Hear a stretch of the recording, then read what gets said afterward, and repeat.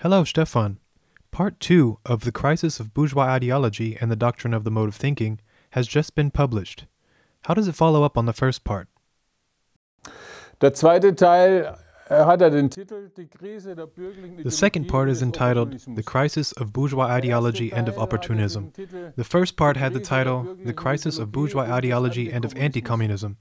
The two parts belong together because those who are impressed by anti-communism are also inclined to opportunism. And opportunism is a very big problem in the working class movement today. It is much more widespread and reaches people in very diverse forms.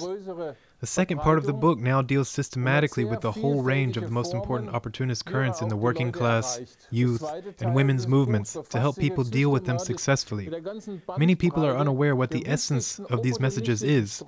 People always experience only their implementation. All the theories these currents have come up with are in crisis. And that is what this book deals with. Was der Kern dieser Aussagen ist. Die ganzen Theorien, die der verzapft haben, die sind alle irgendwie in eine Krise geraten. Und das behandelt dieses Buch.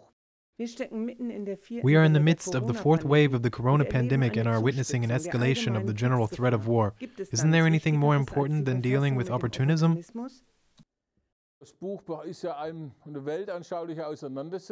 The book is an ideological discussion, but it does contain a section which examines the crisis management of this COVID pandemic, especially its ideological basis.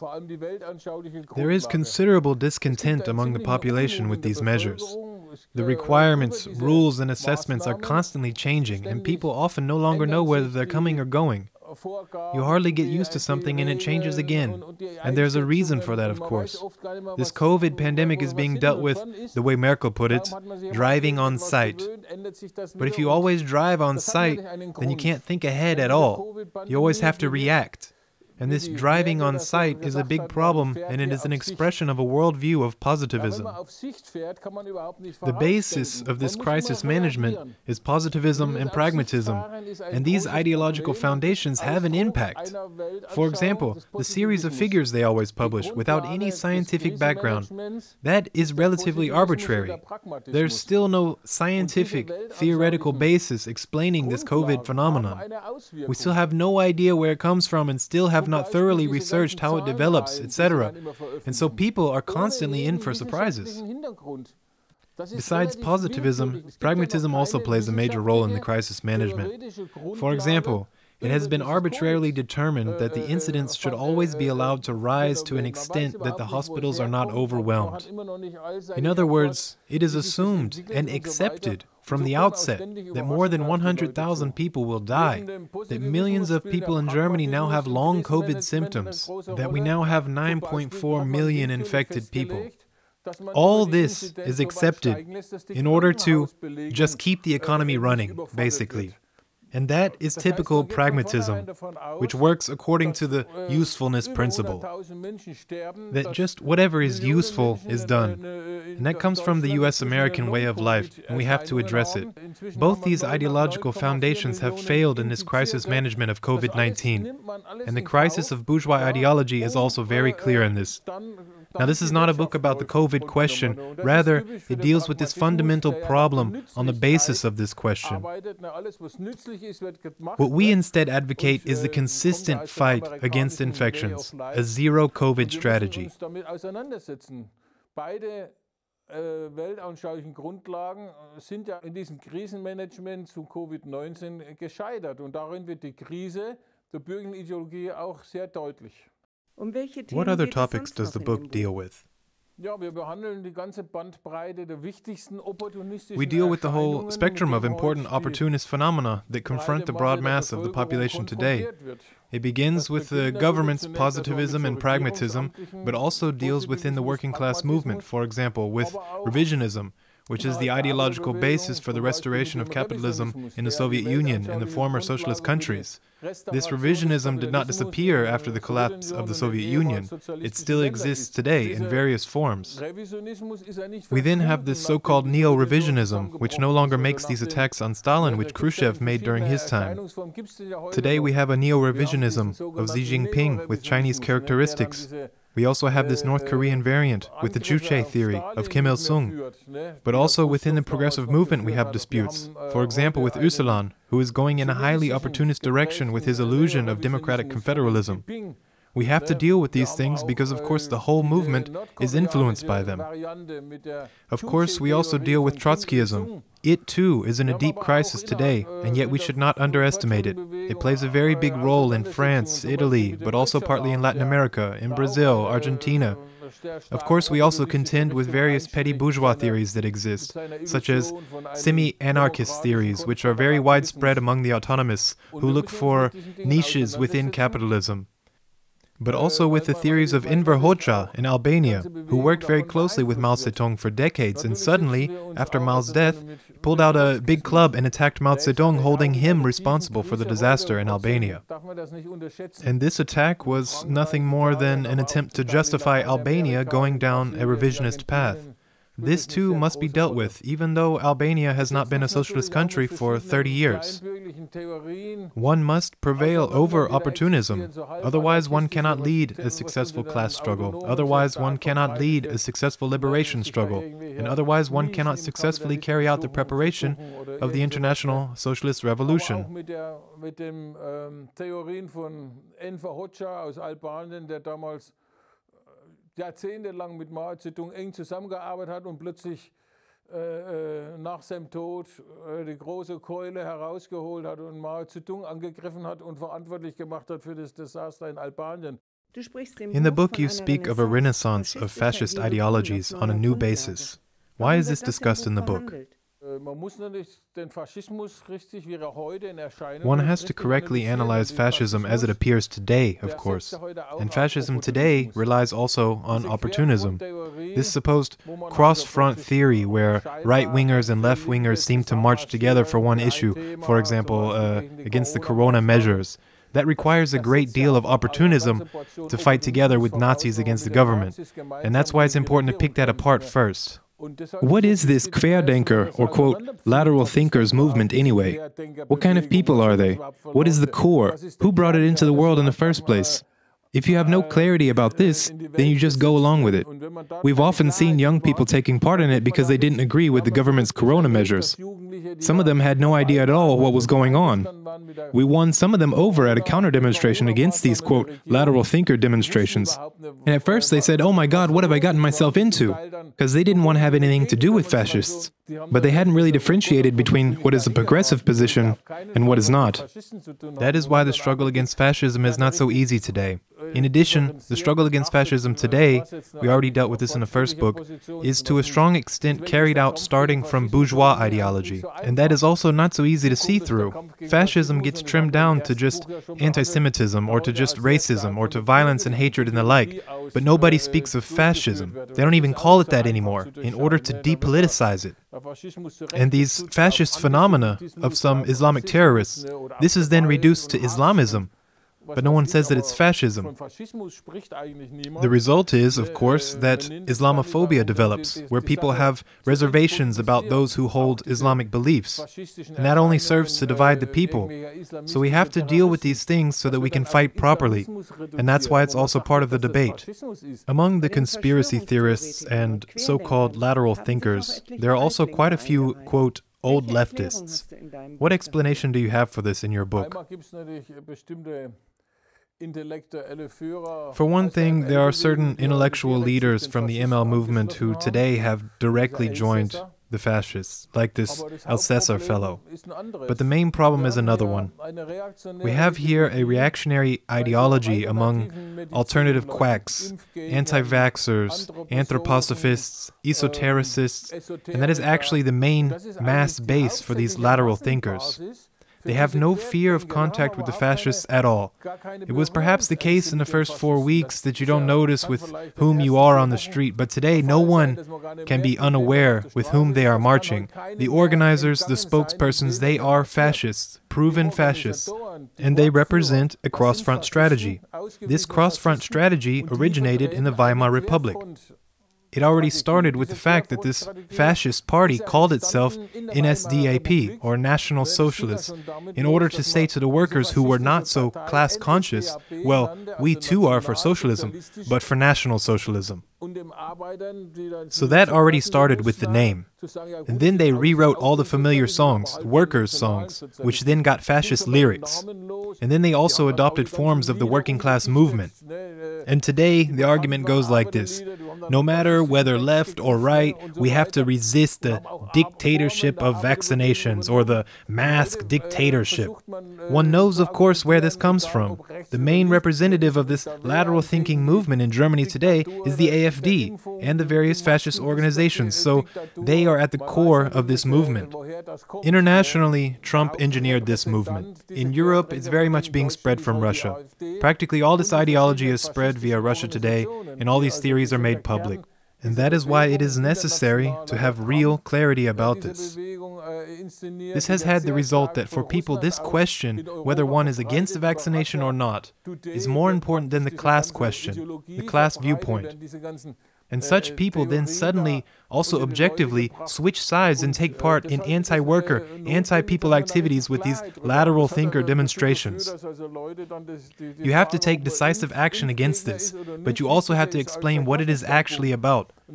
However, I still believe that a lot of young people in particular, or people who simply are outraged, or who worry that something might go wrong with vaccination, are marching along and really do not know that they are actually being taken in by a clever fascist strategy. Vor allem junger Leute oder die dann einfach nur aus einer Empörung oder aus Sorge, dass beim Impfen irgendwas passiert, da mitmarschieren und die gar nicht richtig wissen, dass sie hier eigentlich einer raffinierten Strategie der Faschisten aufsitzen. The new government of SPD, Greens, and FDP gives some people hope for change. Will reformism enjoy a new upswing?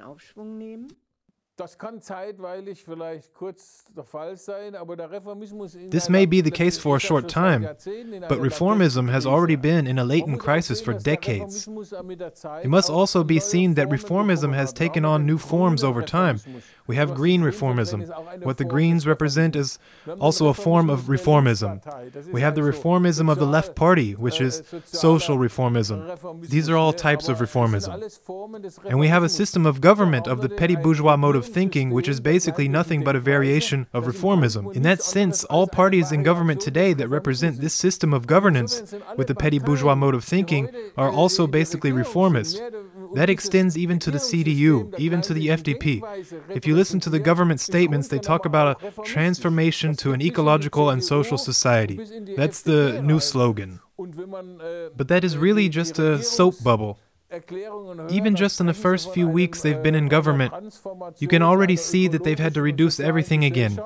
Habeck, for example, has explained that until 2023, there can be no thought whatsoever of further expanding alternative energies or reducing CO2 emissions.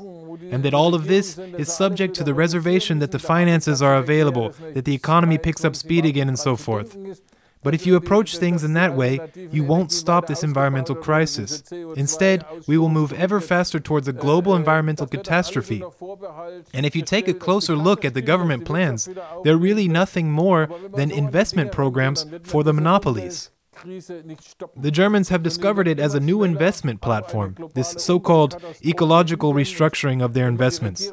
Today this includes everything, even the introduction of computer technology, of so-called artificial intelligence.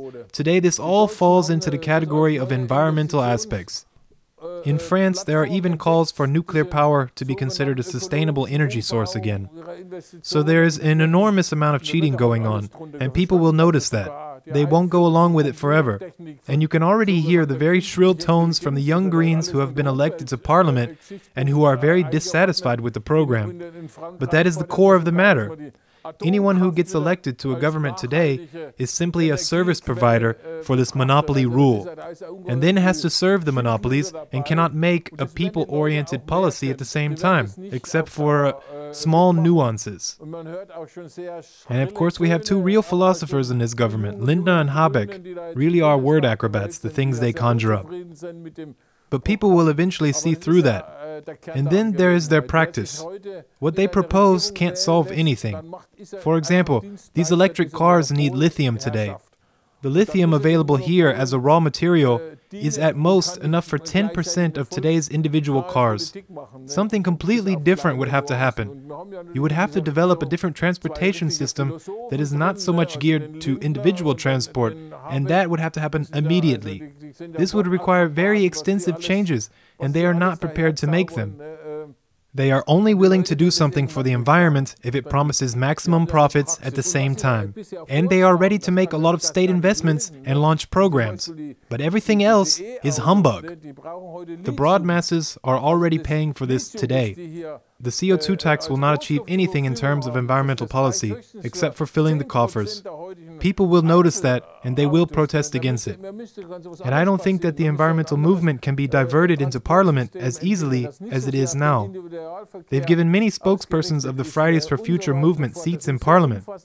And are they going to make a difference? I don't think this is going to work. People need experience with it to see it properly. But they are not going to drop the demand that vigorous action must be taken against this impending environmental catastrophe.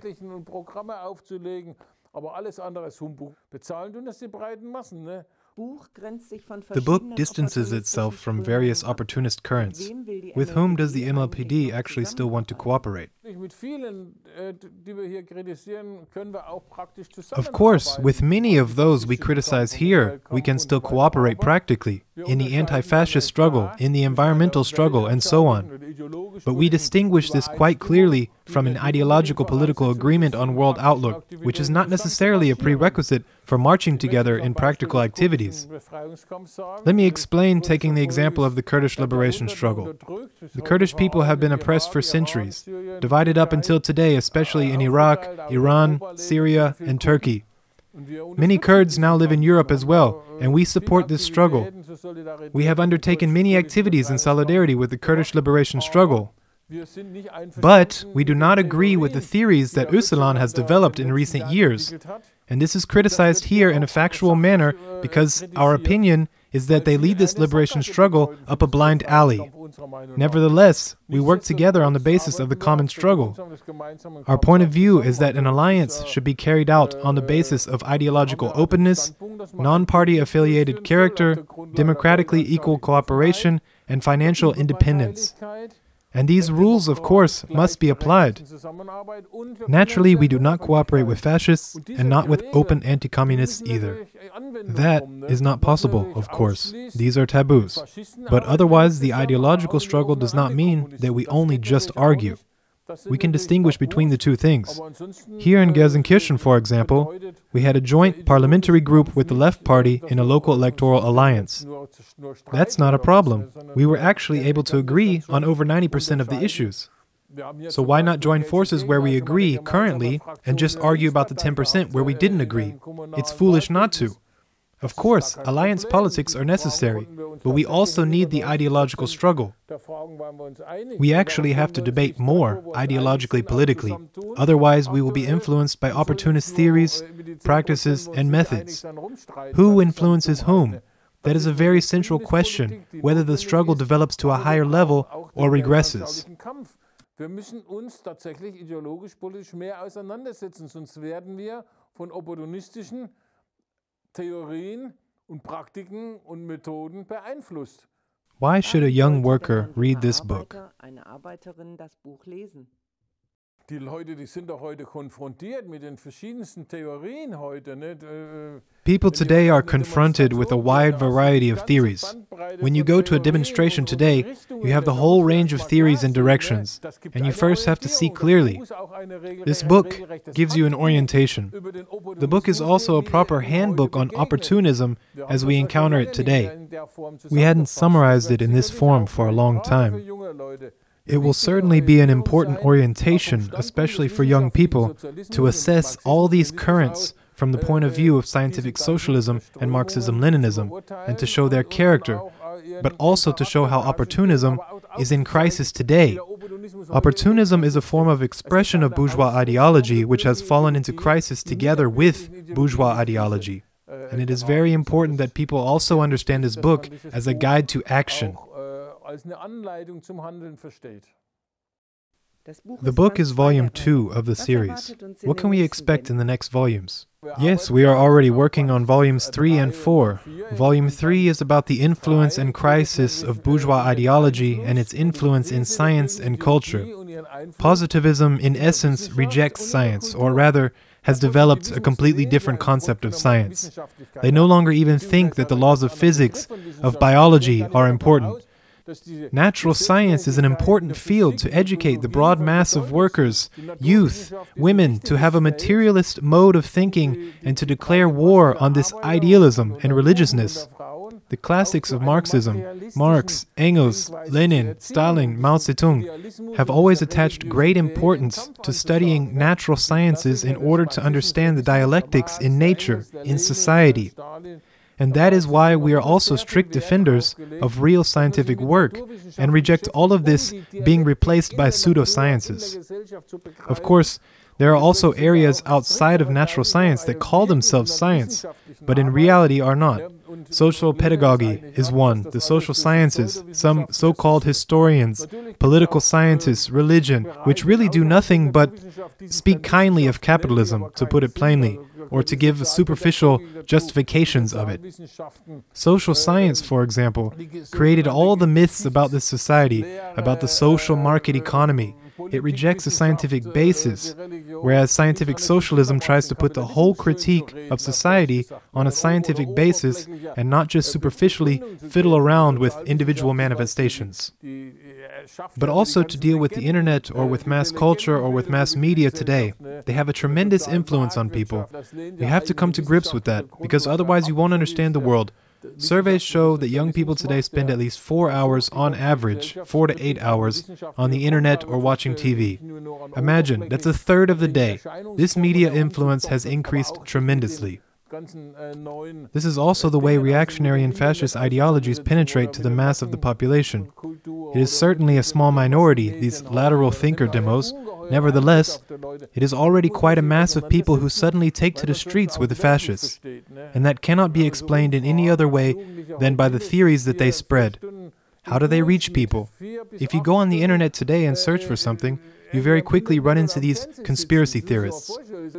But if you don't have a scientific way of thinking, you can argue with them, but you can only refute things that have a scientific basis in the first place. These conspiracy theories always hold individual monopolies responsible for the whole situation. They don't criticize society or the entire rule of the monopolies. That does not interest them at all. And then, suddenly, for example, it's about Bill Gates who's going to plant a chip inside you when you get your shot, or whatever. It really makes you wonder how something like that could spread at all. But of course, that has to do with the hostility towards science, which in turn makes people resistant to reasonable arguments. Volume 4 deals primarily with the form in which the individual comes into contact with this ideological struggle. The mass of workers, or the population, of course, has no idea what theories are behind it, but it reaches them in their thinking, feeling, and acting in the form of a struggle over the mode of thinking. This ideological struggle is waged today as a struggle over the mode of thinking. We already analyzed this in an earlier book, The Importance of the Mode of Thinking in the Working Class Movement. In the meantime, we have gained much new knowledge, and in this 4th volume it is like a quintessence, the doctrine of the mode of thinking, how this ideological struggle must be conducted today, because unless it prevails over the petty bourgeois mode of thinking in its most diverse variations, the working class movement will not be able to develop its class struggle up to a socialist revolution, or it will at least be very strongly hindered. That is why the 4th volume is the quintessence of all these books, and I trust that we are on a very good path to realizing this. What is the international significance of the book? The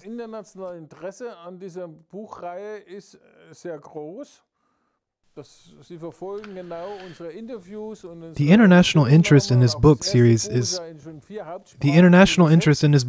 very big. Our interviews, our statements, and also the first book are followed closely. It has already been translated into 4 main languages, and interest in it is very big for 2 reasons.